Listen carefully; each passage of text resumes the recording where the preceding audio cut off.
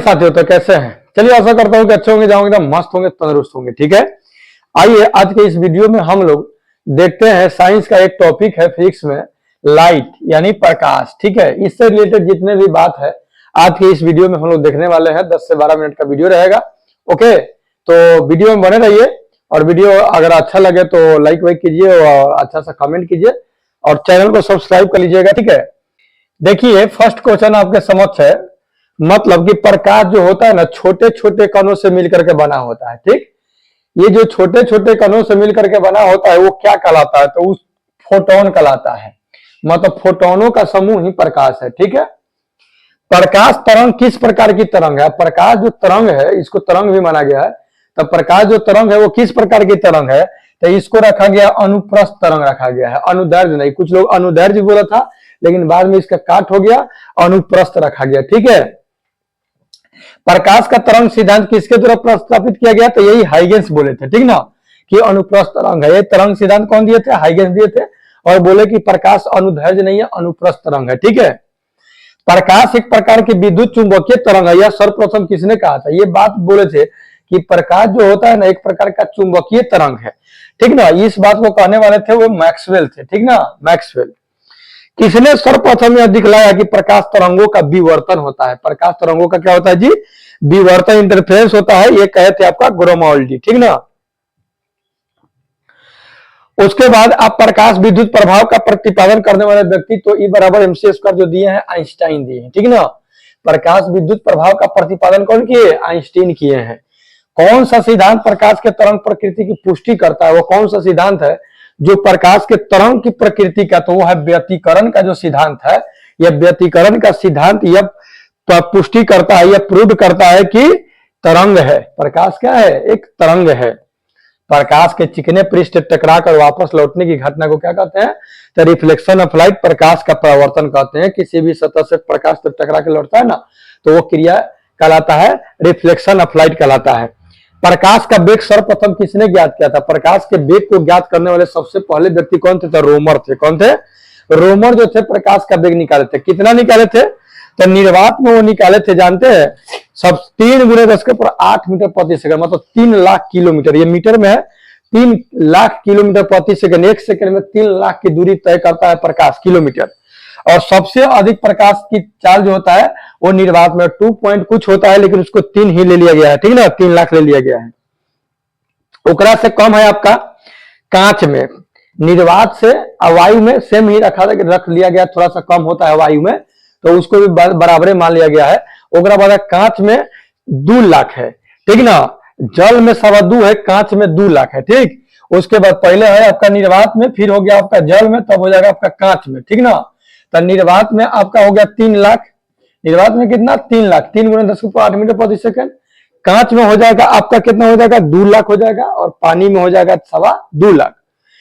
तारपीन के तेल जो होता है चीड़ के वृक्ष से निकाला जाता है, उसमें 2.04 × 10⁸ होता है। ठीक ना, 2 लाख से कुछ बेसी होता है। रॉक साल्ट जो होता है, रॉक साल्ट, इसमें जो होता है 1.96 × 10⁸ मीटर प्रति सेकंड होता है, 1.96 × 10⁸ मीटर प्रति सेकंड। ठीक, और नाइलॉन में जो होता है इसका चाल भी सेम होता है। नाइलॉन और साल्ट में, रॉक साल्ट में बराबर है। ठीक है, आगे देखेंगे प्रकाश वर्ष की इकाई है। तो देखिए भाई, दूरी, प्रकाश वर्ष जो है ना, दूरी है, बड़ा मात्रक है, उससे भी बड़ा मात्रक आपका पारसेक है। ठीक ना, तो प्रकाश वर्ष किस चीज का मात्रक है? यानी कि प्रकाश वर्ष है तो कोई प्रकाश है नहीं, ये दूरी को मापता है, एक ग्रह से दूसरे ग्रह के बीच की दूरी।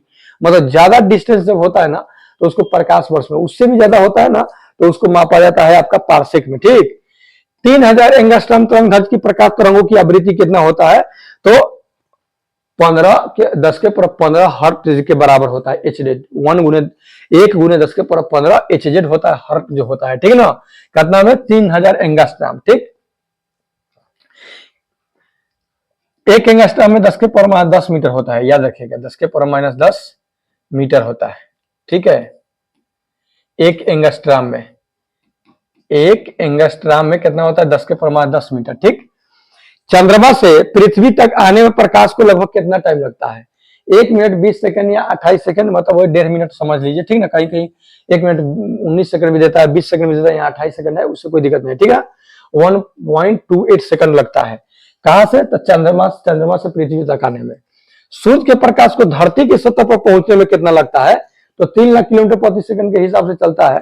8 मिनट 20 सेकंड यानी लगभग 8 मिनट 19 सेकंड में क्या होता है कि सूर्य का प्रकाश जो होता है हमारे पृथ्वी पर पहुंच जाता है, ठीक है। सूर्य ग्रहण के समय सूर्य का कौन सा भाग दिखाई देता है? सूर्य ग्रहण जब होता है तो सूर्य का हम कौन सा भाग देखते हैं? जानते हैं? किरीट, जिसको कोरोना भी बोलते हैं, ठीक ना, वही भाग मेरे को दिखाई देता है।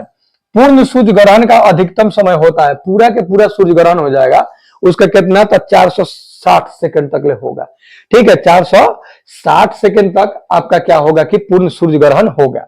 अब इसको मिनट में बदल सकते हैं 60 से भाग देकर के, ठीक है। सूर्य ग्रहण तब होता है जब, सूर्य ग्रहण कब होता है?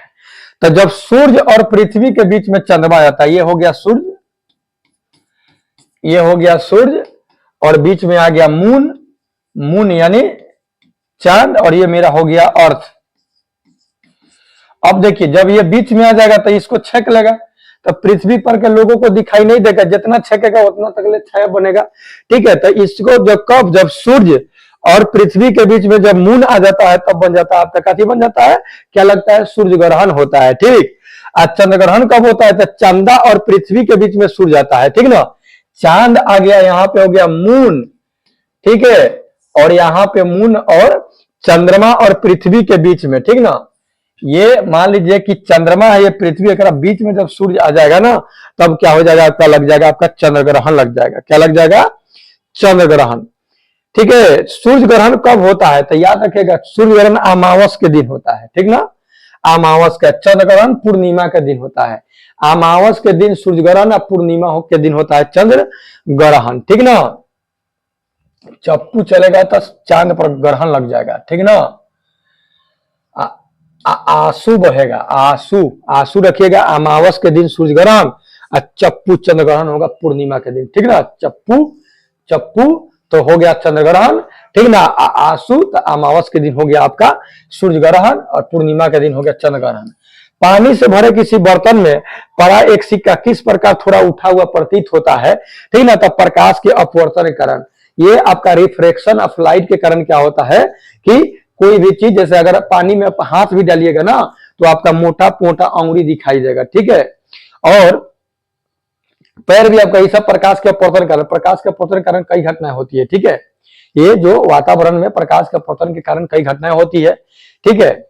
जैसे में अभी हो गया आपका कि प्रकाश के अपवर्तन के कारण आपका क्या होता है? पानी से भरा बर्तन में एक सिक्का अगर होगा कारण उठा हुआ दिखाई देगा, ये भी है, वो बड़ा भी दिखाई देगा। मछलियां छोटी होगी, वास्तविक साइज से बड़ा दिखाई देगी प्रकाश के अपवर्तन कारण। उसके बाद जो पानी है, पानी है एकदम क्लीन है, साफ है, तो उसका तल ऊपर उठा दिखाई देगा, बुझाएगा कि खाल ज्यादा नहीं है, लेकिन खाल ज्यादा रहता है। समझ में आया कि नहीं है? वो सब प्रकाश के अपवर्तन के कारण होता है, ठीक। जल के अंदर पड़ी हुई मछली किस कारण से अपनी वास्तविक गहराई से कुछ ऊपर उठी हुई दिखाई देती है? तो प्रकाश के अपवर्तन के कारण, ठीक है। क्रांति कोण कभी कभी पूछ देता है क्रिटिकल एंगल। पानी का क्रिटिकल एंगल 48.5 है, याद रखिएगा। क्राउन कांच का 41.1, फ्लिंट कांच का 37.4 और हीरा का 29.41 है। तो हीरा का अपवर्तनांक और हीरा का क्रांतिक कोण भी पूछ देता है, ठीक ना। तो हीरा का अपवर्तनांक 2.42 होता है, ठीक ना। हीरा का अपवर्तनांक क्या रखिएगा? 2.42, और फ्लिंट कांच का 37.4, हीरा का होता है 29.4। क्या आपका क्रांतिक कोण है। हीरा का अगर अपवर्तनांक की बात कहा जाए तो 2.42 होता है, ठीक है। हीरा की याद रखिएगा 2.42। किस गुण धर्म के कारण पानी से भरे बर्तन में डुबाई गई छड़ी मुड़ी हुई दिखाई देती है? तभी प्रकाश के अपवर्तन कारण ही ऐसा होता है, ठीक है। जब प्रकाश की किरण विरल माध्यम से सघन माध्यम में जाती है तो वह क्या होती है? तो वह अभिलंब से दूर मुड़ जाती है, ठीक ना। विरल मतलब होता है फाका, और सघन मतलब होता है घाना। जैसे जंगल हो गया तो विरल माध्यम, और फील्ड हो गया तो आपका सघन, सघन माध्यम हो गया जंगल, अब विरल माध्यम हो गया आपका फील्ड, ठीक ना। तो जैसे ये मान लीजिए कि कांच है, आईने हवा है, तो हवा में तो हम लोग ऐसे ऐसे हाथ भाज सकते हैं, कांच वैसे ऐसे थोड़ी भाज सकते हैं, ठीक ना। तो ये हो गया आपका कांच, ठीक है। तो हवा से जब कांच में जाएगा ना तो देखिए भाई, हवा में प्रकाश की चाल अलग होता है, कांच में प्रकाश की चाल अलग है। अब मान लीजिए कि आपको दौड़ने के लिए कहा जाता है एकदम खुला में तेज दौड़िएगा, कहेंगे कि भीड़ भाड़ में दौड़िए, तो तनका बच बच के दौड़ना पड़ेगा ना। तो ये क्या होता है, ये सघन होता है, सघन मतलब घाना होता है, ठीक ना। ये क्या होता है, हवा आपका विरल होता है, ठीक है। तो जब ये जाएगा ना अंदर, तो ये क्या होगा कि तनका का चाल धीमा हो जाएगा, तो तनका मुड़ जाएगा, तनका ठंडा जाएगा, ठीक। और जैसे ही इसमें से निकलेगा तो इस तरह फिर अपने पहले जैसा तेज रफ्तार में भागेगा। तो ये अगर बीच में एक हम इस तरह से डाल दें तो ये हुआ अभिलंब, इसको बोलते हैं अभिलंब, नॉर्मल, ठीक ना। तो मुड़ गया। तो ये हुआ, जब कह रहा है कि विरल से जब सघन में जाएगा तो क्या होगा, तो अभिलंब की ओर मुड़ेगा। कहेगा कि सघन से जब विरल में जाएगा तो अभिलंब से दूर भागेगा, ठीक है। तो जब प्रकाश की किरण विरल माध्यम मतलब कि फाक्का, फाक्का से जब जाएगा घना में, तो अभिलंब की ओर क्या होता है, मुड़ जाएगा या झुक जाएगा, ऐसा कहिए, ठीक है। पूर्ण आंतरिक परावर्तन होता है जब प्रकाश जाता है हीरा से कांच में, ठीक ना। अब पूर्ण आंतरिक परावर्तन के कारण ही क्या होता है कि चमकता है हीरा, ठीक है। टोटल इंटरफेक्स इंद्रधनुष बनने का कारण है वायुमंडल में सूर्य की किरणों का जल बूंदों द्वारा परावर्तन। अब वायुमंडल में सूर्य जब इंद्रधनुष जो होता है सतरंगी, जिसको कहता है कि राम जी पानी टान रहे हैं, ठीक ना। लड़का में बोलता था लोग कि राम जी नीचे से पानी टानी तो अभी खूब बरखा होता ही है ना। तो वो क्या होता है कि जो पानी जब बारिश होता है, तब बारिश मान लीजिए पश्चिम से हो गया, अब पूरा मतलब पूरब से हो गया, सूरज पश्चिम में निकला हुआ है, तो सूरज की ओर पीठ करके खड़ा होइएगा तो उसके विपरीत साइड में आपको क्या होगा कि इंद्रधनुष का दिखाई देगा। वो कैसे बनता है, तो सूर्य की जो प्रकाश होता है वो 7 रंगों से मिलकर के बना होता है, बैजानी है पिनाला, बैगनी जामुनी हरा नीला नारंगी लाल, बैजानी है पिनाला, तो 7 रंगों से मिलकर बना होता है। जैसे वो क्या होता है कि अनेक बारिश के बूंदों से होकर गुजरता है, तो वो अपना अपना अवयवी जो रंग है उसमें बढ़ जाता है और एक चांप की तरह बन जाता है, अर्क बनता है, ठीक ना। और वृत्ताकार, जिसको हम बोलते हैं इंद्रधनुष, रेनबो, ठीक ना। तो इंद्रधनुष बनने का कारण क्या है, तो वायुमंडल में सूर्य की किरणों का जल बूंदों द्वारा परावर्तन की क्रिया होता है, ठीक ना। मृग तृष्णा उदाहरण है पूर्ण आंतरिक परावर्तन के। मृग तृष्णा जो होता है यह ज्यादा रेगिस्तानों में होता है, लगेगा कि पानी है, ठीक ना, लेकिन पानी वानी रहेगा नहीं, ठीक ना। मतलब मृग तृष्णा, इसलिए आप रामायण देखे होंगे तो उसमें मृग के पीछे राम जी दौड़ते हैं मारने के लिए, तो वो दिखाई देता है, फिर जाते वहां नहीं रहता, फिर जाते नहीं रहता। तो उसी तरह से ये भी होता है कि पानी दिखाई देगा कि पानी है, लेकिन आप वहां जाइएगा तो पानी वानी नहीं होगा। पेड़ होगा तो उसका छाया भी पानी में दिखाई देगा।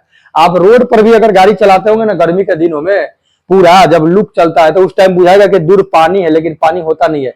ये सब होता है आपका पूर्ण आंतरिक परावर्तन के कारण। प्रकाश मृग तृष्णा उसको बोलते हैं जो रेगिस्तान में बनता है, पानी नहीं रहता लेकिन लगता है कि पानी है। प्रकाशिक तंतु यानी ऑप्टिकल फाइबर जो होता है ना, किस सिद्धांत का उपयोग करता है, तो ऑप्टिकल फाइबर में भी आपका पूर्ण आंतरिक परावर्तन, ठीक ना। इसमें प्रकाश का जो ऊर्जा है, प्रकाश एक ऊर्जा ही है ना, ऊर्जा का रूप है ये, इसका अवशोषण बहुत कम होता है, ठीक है। एक दूसरे से एक जगह से दूसरे जगह तक बिना ऊर्जा के क्षय को ले जाने में आपका यही पूर्ण आंतरिक परावर्तन क्रिया होती है, ठीक है।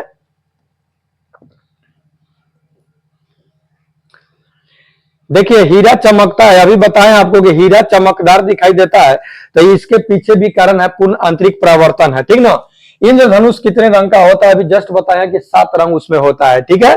आकाश का रंग नीला प्रतीत होता है प्रकाश के प्रकीर्णन के कारण, ठीक ना। प्रकाश प्रकीर्णन मतलब कि कण पर पड़ करके प्रकाश किसी कण पर पड़ कर छितरा जाता है ना, तो इस क्रिया को हम कहते हैं प्रकाश का प्रकीर्णन बोलते हैं, ठीक ना। और इसी प्रकीर्णन के कारण क्या होता है, तो नीला रंग ज्यादा छिटाता है, ठीक। और वही मेरे आंखों तक आता है, तो क्या होता है कि हमको आकाश नीला दिखाई देता है, ठीक है। समुद्र नीला प्रतीत होता है, ये भी प्रकाश के प्रकीर्णन के कारण, ठीक है। वायुमंडल में प्रकाश का विसरण का कारण है धूल कण। वायुमंडल में प्रकाश जो विसरित हो जाता है, छिटा जाता है, धूल कण।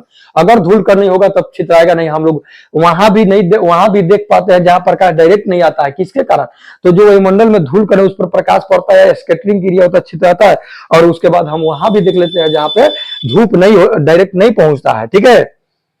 अंतरिक्ष यात्री को बाह्य आकाश कैसा दिखाई देता है, तो अंतरिक्ष यात्री को बाहरी का आकाश जो होता है उसको काला प्रतीत होता है। क्यों भाई, क्योंकि अंतरिक्ष में जो होता है ना वायुमंडल नहीं है। वायुमंडल नहीं है मतलब कि वायुमंडल नहीं है तो उसमें धूल का कण, ठीक ना, वायु का कण सब नहीं है, जिसके कारण छितराता नहीं है, तो सब रंग सुखित रहता है, जिसके कारण काला दिखाई देता है। उगते एवं डूबते सूर्य लाल प्रतीत होता है, तो उगते और डूबते सूर्य प्रकीर्णन के कारण ही जो रंग हमारे आंखों तक आता है ना, तो आप तो पता है, नहीं पता है तो जान लीजिए कि सबसे ज्यादा तरंगदैर्घ्य रेड रंग का होता है, लाल रंग के प्रकाश का तरंगदैर्घ्य सबसे अधिक होता है। और जब सूर्य निकलता है ना तो वो सभी उधरे कण पर पड़ के छितरा कर आ जाता है, और लाल रंग का तरंगदैर्घ्य ज्यादा होता है, वो तेजी में आता है और हमारे आंख तक पहुंचता है। इसलिए सूर्य उगते समय और डूबते समय सूर्यास्त और सूर्य उदय के समय क्या होता है, सूर्य रक्तताप यानी रक्त की तरह एकदम लाल दिखाई देता है। खतरे के संकेत के लिए भी लाल रंग का प्रकाश का यही कारण है, ठीक ना, क्योंकि इसका प्रकीर्णन क्या होता है, सबसे कम होता है, छितराता ज्यादा नहीं है। अस्त होते समय सूर्य लाल दिखाई देता है, वही अस्त मतलब डूबते समय, ठीक ना, सनसेट जब होता है तो प्रकाश प्रकीर्णन के कारण ही क्या होता है कि लाल दिखाई देता है। इंद्रधनुष में किस रंग का विक्षेपण अधिक होता है, तो अधिक होता है लाल रंग का ज्यादा होता है। पीछे के दृश्य को देखने के लिए मोटर चालक के दर्पण के पीछे जो बगल साइड मिरर के रूप में कौन उत्तल रहता है, कथी रहता है जी, उत्तल दर्पण आता है। उत्तल में पीछे, उत्तल का विशेषता यह है कि इसमें बड़े को भी छोटा करके दिखाता है।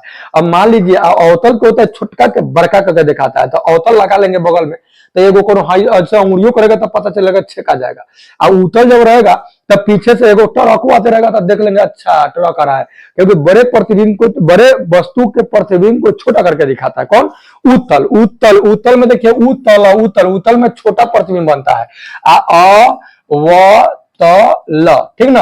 ये में देखो ये बड़ा है, 1 2 3 4 गो से मिला के ये में कौन है, 3 गो है, तो एकरा में बड़ा प्रतिबिंब बनता है, एकरा में छोटा प्रतिबिंब बनता है, ठीक है। तो अवतल दर्पण में बड़ा प्रतिबिंब, उत्तल दर्पण में छोटा प्रतिबिंब। तो साइड मिरर के रूप में उत्तल दर्पण का प्रयोग करेंगे कि अवतल का, भैया उत्तल में करेंगे, का है बड़का बड़का के भी छोट करके दिखा देगा, तब जान देंगे ट्रक आ रहा है, बस आ रहा है, बोलेरो स्कॉर्पियो आ रहा है, ठीक ना, छकरा छुकरी जो भी आ रहा है। लेकिन अवतल लगा लेंगे तो एक एक चीज मोटरसाइकिल तो चकवे दिखाई खाली देगा, है ना, तो गड़बड़ हो जाएगा। दांत के डॉक्टर का दर्पण क्या होता है, अब जो दांत वाला जो डॉक्टर होते हैं, मान लीजिए कि कीड़ा मकोड़ा है, खोरला खोरली है, तो उसको देखने के लिए क्या करेंगे, उत्तल रखेंगे तो और में बुझाएगा, छोटी छोटी और बुझाएगा। अवतल रखेंगे तो बड़का बड़का कर देंगे, भाई पिलुआ में चल रहा है ना, तो अवतल दर्पण का प्रयोग करते हैं, ठीक। कार की हेडलाइट में किस दर्पण का प्रयोग किया जाता है, तो परवलयाकार अवतल का। हेडलाइट, हेडलाइट मतलब आगे, परवलयाकार मतलब तनका परवलय होता है, परवलय मतलब तनका ऐसे ऐसे टाइप का, एकदम सोझा नहीं, तनका ऐसे रहता है, ठीक ना, अवतल रहता है। तभी तो देखिएगा गाड़ी ड्राइवर के बगल में बैठिएगा, आपको बुझाएगा कि रोडवा उठल है, क्या है, रोडवा उठल है, मतलब कि अवतल है, उठल दिखाई देता है, ठीक ना, बड़ा दिखाई देता है। दाढ़ी बनाने में भी अवतल दर्पण का, भाई दाढ़ी अब उतल में बनाइएगा तो दिखाई नहीं देगा, अवतल में तो बड़का बड़का करके दिखाएगा, एको दाढ़ी छूटे उठे नहीं, सबसे बढ़िया से हो जाएगा। तो अवतल दर्पण का ही उपयोग किया जाता है। मानव आंख की रेटिना पर कौन सा प्रतिबिंब बनता है, कैसा प्रतिबिंब बनता है, तो मानव रेटिना पर जो होता है ना वो वास्तविक प्रतिबिंब बनता है और उल्टा बनता है, याद रखिएगा हमारे आंखों के। अब क्वेश्चन तो ऐसे भी पूछता है कि आंख के किस भाग पर प्रतिबिंब किसी वस्तु का बनता था, रेटिना पर, या इसको अंग्रेजी में रेटिना कहते हैं, हिंदी में कहते हैं दृष्टि पटल कहते हैं। तो दृष्टि पटल पर कहिए या रेटिना पर कहिए, रेटिना पर जाकर बनता है प्रतिबिंब, लेकिन उल्टा बनता है, ऐसे रहेगा तो ऐसे बनेगा। आदमी तो गोरवा ऊपर बनता है, मुड़िया नीचे बनता है, लेकिन मस्तिष्क में वो कैपेसिटी है, क्षमता है कि झट देना इसको सीधा करके दिखाता है, ठीक है। जब कोई वस्तु दो समानांतर समतल दर्पणों के बीच रखी जाती है तो बने प्रतिबिंबों की संख्या अनंत होती है। दो दर्पण के अगर लेकर के आप समानांतर रख दे रहे हैं एक दूसरे के, ठीक ना, एक दूसरे के अगर समानांतर लेकर रख दीजिएगा ना, जानते हैं यहाँ अगर कोई प्रतिबिंब लेकर के कोई वस्तु को लेकर रख दीजिएगा, मान लीजिए कि मोमबत्ती है यहाँ पे जल रहा है, ठीक ना, तो जानते हैं में देखिएगा ना तो अनंत प्रतिबिंब खजाना मोमबत्ती दिखाई देगा, ठीक ना। पटना जो साइंस भवन है उसमें जाइएगा तो ऐसा दर्पण लगा हुआ है। आभासी लेंस वह होता है, आभासी मतलब झूठा जिससे किरणें एकत्रित करता है, ठीक ना, आभासी लेंस, ठीक है। अपसारी लेंस वह होता है, अपसारी वो लेंस होता है जो किरणों को फैलाता है, ठीक ना, अपसारी। अपसारी लेंस, जो अपसारी कहिए चाहे अवतल कहिए बात बराबर है। अभिसारी उत्तल लेंस को कहा जाता है। अपसारी जो होता है ये किरणों को फैलाता है, अभिसारी एक जगह बटोरता है, तो उत्तल बटोरता है, अवतल छितरा देता है, ठीक है। तो अवतल जो आपका लेंस होता है उसको हम कहेंगे अपसारी, या उत्तल लेंस को कहेंगे अभिसारी। वायु का बुलबुला जल में कैसा व्यवहार करेगा, वायु का बुलबुला जो होगा जल में कैसा व्यवहार करेगा, मतलब पानी में बुलबुला नहीं हो जाता है तो वो महंगा देखिएगा तो आपका मुंह बड़का दिखाई देगा बुलबुलवा में, है ना, तो अवतल की तरह व्यवहार करता है। बड़का बना तो अवतल, छोट बनेगा तो उत्तल। लेंस की क्षमता का मात्रक क्या है भाई, लेंस का कितना क्षमता, कितना पावर है, उसको मापा जाता है डायोप्टर में। क्या चीज मापा जाता है? डायोप्टर में। तो लेंस की क्षमता को डॉक्टर साहब लोग डायोप्टर के नहीं कहता कि जीरो जीरो लेंस का कहती है, चश्मा है तो इतना का है, तो उतना का है, 2.4 का है, तो ये ठीक ना। धूप के चश्मे की क्षमता होती है, देखिए धूप, ये मेरा धूप के चश्मा है, ये प्रकाश से मतलब ये जो लाइट आ रहा है ना, इसे बचाने के लिए लगाए हैं।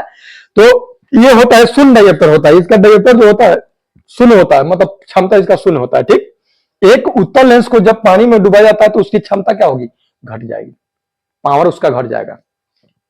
प्रिज्म में प्रकाश के विभिन्न रंगों के का विभाजन कहलाता है प्रकाश का वर्ण विभाजन। मतलब प्रिज्म से होकर के सूर्य के प्रकाश को गुजारेंगे तो 7 रंगों बढ़ जाएगा, ये कहलाता है वर्ण विक्षेपण। वर्ण मतलब रंग, अब विक्षेपण मतलब छिटाना, छिटा गया। ठीक है, श्वेत प्रकाश कितने रंगों के मेल से बना होता है भैया? 7 रंग के मेल से बना होता है। श्वेत प्रकाश जब प्रिज्म से होकर गुजरता है तो जो वर्ण सबसे कम विचलित होता है वह कौन है? सबसे कम लाल होता है, सबसे ज्यादा विचलित होता है बैगनी रंग। ठीक ना, श्वेत प्रकाश जब प्रिज्म से होकर गुजरता है तो वर्ण सबसे अधिक कम होता है, सबसे अधिक विचलित होता है बैगनी, और सबसे कम होता है लाल। प्राथमिक रंग, प्राइमरी। ठीक ना, कौन कौन है? तो लाहनी, याद रखिएगा, लाहनी। लाहनी मतलब लाल, हरा, नीला, लाल, हरा, नीला, लाहनी, ये जो है प्राइमरी कलर है, प्राथमिक रंग है, और इसी से मिलाकर के अन्य कलर को बनाया जाता है। श्वेत प्रकाश का अपने विभिन्न रंगों में अलग होने की क्रिया क्या कहलाता है? वर्ण विक्षेपण, बंटने का क्रिया। ठीक, प्रकाश के वर्ण क्रम में किसका तरंग दैर्ध्य न्यूनतम होता है? तो बैगनी का तरंग दैर्ध्य न्यूनतम, और सबसे ज्यादा होता है लाल का। ठीक है, प्रकाश के वर्ण क्रम में किसका तरंग दैर्ध्य अधिकतम होता है? लाल का। किसका कम होता है जी? बैगनी का। किसी अपारदर्शी वस्तु, अपारदर्शी मतलब कि जिसके हम आर पार नहीं देख सकते हैं। ठीक है, अपारदर्शी जैसे दीवार हो गया। अब पारदर्शी मतलब जिसके आर पार देख सकते हैं, जैसे हम शीशा में देख सकते हैं। शीशा मत कहिए, उसको कहिए आपका कांच कहिए। शीशा तो हम लोग चेहरा देखते हैं, कल ही किया रहता है। ठीक है, परावर्तित करता है, जिसे वो परावर्तित करता है। यदि किसी कमरे में हरा विद्युत बल्ब लगा हो तो लाल वस्तु दिखाई कैसे देगा? काला। हरा विद्युत बल्ब लगा होता है, वस्तु काला दिखाई देगा।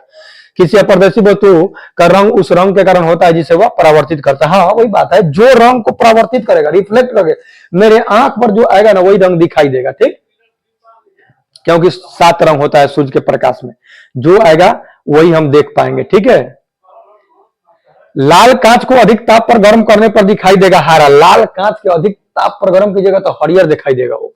ठीक ना, प्रकाश का रंग निश्चित किया जाता है तरंग दैर्ध्य के द्वारा। प्रकाश का जो रंग निश्चित किया जाता है उसके तरंग दैर्ध्य के ही द्वारा निश्चित किया जाता है कि उसका तरंग दैर्ध्य जितना होगा उसी प्रकार का वो रंग होगा।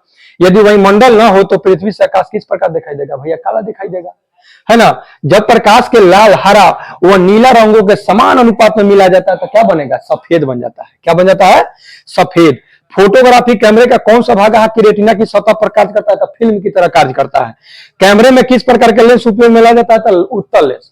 उत्तल लेंस का आंख के देख करके, कि हम लोग की आंख में भी उत्तल लेंस है, तो उत्तल लेंस आंख को ही देख करके कैमरा बनाया गया है। ठीक ना, मानव की आंख वस्तु का प्रतिबिंब किस भाग में बनाती है? पहले ही बताती है, रेटिना या दृष्टि पटल कह सकते हैं आप। ठीक है, दृष्टि पटल इन रेटिना पर प्रतिबिंब बनता है वस्तु से छोटा लेकिन उल्टा। वस्तु से छोटा बनता है और उल्टा बनता है। ठीक है, आंख के किस भाग द्वारा आंख में प्रवेश करने वाले प्रकाश की मात्रा क्या होती है? कंट्रोल करता है कि कितना अंदर जाना है। आइरिस। कौन करता है कंट्रोल? आइरिस। नेत्रदान में दाता की आंख के किस हिस्से का प्रयोग किया जाता है? नेत्रदान कोई करता है, आंख दान अपना करता है, तो कॉर्निया क्या करता है? दान। ठीक है ना।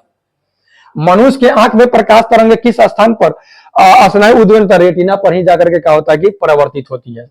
स्वस्थ नेत्र के लिए स्पष्ट दृष्टि की न्यूनतम एकदम मतलब कोई बीमारी उमारी नहीं है तो 25 सेंटीमीटर की होती है स्वस्थ आंख के लिए। ठीक है, यदि कोई व्यक्ति दूर की वस्तु को स्पष्ट नहीं देख सकता है, दूर के देखेगा तो दूर दृष्टि दोष। बहुत इजी है, आप सोचिएगा दूर दृष्टि दोष हुआ तो दूर को नहीं दिखाई देगा? नहीं जी, दूर की दिखाई देगा। स्पष्ट नहीं देख सकता है तो उसकी दृष्टि में कौन सा दोष था? उसका निकट दृष्टि दोष हुआ है। देखिए, दूर की वस्तुओं को स्पष्ट नहीं देख सकता है, मतलब दूर की वस्तु को देख नहीं पा रहा है तो ओकरा हुआ है निकट दृष्टि दोष। और निकट के नहीं देख रहा है तो ओकरा हुआ है दूर दृष्टि दोष। ठीक ना, जो दोष हुआ रहेगा, दूर दृष्टि दोष हुआ है मतलब दूर की दिखाई देगा, निकट के नहीं। निकट दृष्टि दोष हुआ है, निकट की दिखाई देगा, दूर के नहीं। उल्टा समझिएगा, यदि कोई व्यक्ति दूर की वस्तुओं को स्पष्ट नहीं देख सकता है तो उसकी दृष्टि में कौन सा दोष हुआ है? तो निकट दृष्टि दोष हुआ है। ठीक है, बात याद रखिएगा। निकट दृष्टि दोष से पीड़ित व्यक्ति के चश्मे का प्रयोग होता है अवतल। निकट वाले को अवतल, निकट मतलब आवता, ऐसे याद रखें, निकट मतलब आने का संबंध होता है, निकट मतलब आवता, आवता मतलब अवतल, याद रखेगा। तो निकट दृष्टि दोष अगर कोनो के आंख में हुआ है, तब आप दृष्टि दोष जानते हैं ना, निकट दृष्टि दोष, दूर दृष्टि दोष, जरा दूरदर्शिता होता है, ठीक ना। और एक और जो होता है आपका होता है क्या बोलते हैं, तीन गो ऐसे मुख्य रूप से होता है। एक होता है, एक और होता है जो कि अगर ऐसे है तो उसको ऐसे दिखाई देगा, ठीक ना। तो निकट दृष्टि दोष, दूर दृष्टि दोष, जरा दूरदर्शिता, और एक और होता है, ठीक है। ऐसे देख के कमेंट कीजिएगा, ठीक। तो तीन होता है, निकट को अवतल से, दूर को उत्तल से, जरा दूरदर्शिता दोनों बाई फोकल से, ठीक। निकट दृष्टि दोष से पीड़ित व्यक्ति अवतल। यदि कोई व्यक्ति निकट की वस्तुओं को स्पष्ट नहीं देख सकता है तो उसको हुआ है दूर दृष्टि दोष, ठीक है। नेक्स्ट वीडियो में नेक्स्ट टॉपिक को लेकर के आएंगे। वीडियो कैसा लगा अपना प्रतिक्रिया कमेंट बॉक्स में दे। मिलते हैं नेक्स्ट वीडियो में, तो take care and good bye.